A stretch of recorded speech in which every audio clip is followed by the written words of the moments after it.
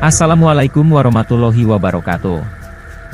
Sedulur jejak lakon yang kami hormati, pasca kekalahan menghadapi Kompeni pada tahun 1628 dan 1629, Kerajaan Mataram dihadapkan oleh pemberontakan Adipati Ukur dan Adipati Sumedang. Pasca kekalahan tersebut, orang-orang Ukur dan Sumedang tidak pulang ke negeri mereka, melainkan ke Banten. Sultan Agung membiarkan mereka. Tetapi ketika mereka melawan Mataram setelah penyerbuan ke Batavia, Sultan Agung mengirim pasukan ke Ukur dan Sumedang pada 1630 untuk menumpas pemberontakan mereka. Sumedang merupakan wilayah yang sekarang terletak di sebelah timur Bandung. Sedangkan Ukur memiliki pusat pemerintahan di Tegaluar, yang sekarang menjadi lokasi stasiun kereta api cepat. Wilayah kekuasaannya saat itu mencakup Subang. Tak hanya pemberontakan Adipati Ukur dan Sumedang. Menurut Haji de Graaf, 27 desa di dekat keraton juga menjadi sasaran provokasi untuk menggulingkan Raja Mataram itu. Mereka menyamar menjadi pengemis.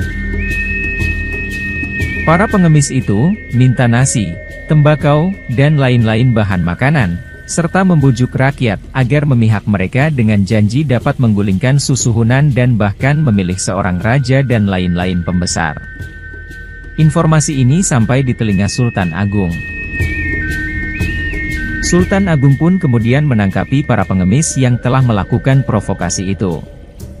Mengutip catatan Peter Franzen, penerjemah yang mendampingi utusan Kompeni yang datang di Mataram pada 1630, mengaku melihat orang-orang yang bersekongkol dibawa ke kota Mataram untuk diperiksa. Jika tindakan para pengemis itu tidak segera ketahuan, masyarakat di 27 desa itu bisa terprovokasi untuk melakukan pemberontakan. Siapakah para pengemis itu? Menurut Haji de Graaf, para pengemis itu bukan orang miskin biasa. Mereka merupakan kaum spiritual pengembara, yang menyamar menjadi pengemis. Babat Sengkala menyebut mereka berasal dari selatan Wedi, yang berguru kepada Syekh Bungas. Wedi terletak di barat Laut Tembayat, sekarang masuk wilayah Kabupaten Klaten.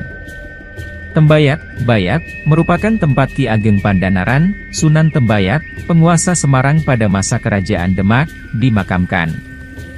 Sebenarnya dahulu Wedi adalah pusat tradisi kuno, pra-Islam, dan Pigi Aud menunjukkan kepada saya bahwa Kiai dari Wedi sama sekali bukan santri melainkan penganut aliran mistik Jawa, penuh dengan kepercayaan rakyat pra-Islam, tulis de Graaf. De Graaf menduga, para pengemis yang menggalang pemberontakan itu berasal dari lingkaran pusat mistik kejawen di Tembayat. Yang menarik, menurut de Graaf, Pangeran Teposono memiliki sebidang tanah di Taji yang digarap oleh 100 penduduk. Taji merupakan desa tempat para pengemis dan penduduk desa yang sudah bergabung dengan mereka, membangun gubuk-gubuk. Anak dari Pangeran Teposono, Anggayuda, memiliki paham yang sama dengan aliran mistik kejawen orang-orang Tembayat. Teposono adalah sepupu Panembahan Sedaing Krapiak. Panembahan Sedaing Krapiak adalah Prabu Anyokrowati, Raja Mataram sebelum Sultan Agung, yang merupakan ayah dari Sultan Agung. Haji de Graaf mengatakan semasa hidup Sultan Agung, Pangeran Teposono ini memberontak, segera diketahui, diturunkan pangkatnya, dan ditempatkan di daerah luar gerbang Taji. Ia diberi 100 orang dan tanah untuk bercocok tanam, pada sekitar 1657, ia meninggal di tempat itu. Maka, Sultan Agung kemudian melakukan ziarah ke Tembayat, setelah memadamkan rencana pemberontakan para pengemis itu. Itu terjadi pada tahun 1633.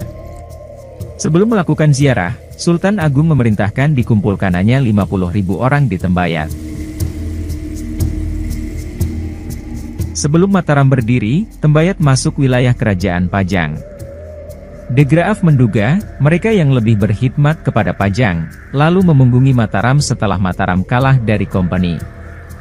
50.000 orang yang dikumpulkan dari Tembayat itu, oleh Sultan Agung kemudian dikirim ke Batavia dan Palembang. Sultan Agung juga memugar makam Ki Ageng Pandanaran.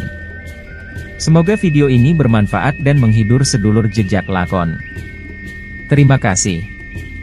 Wassalamualaikum warahmatullahi wabarakatuh.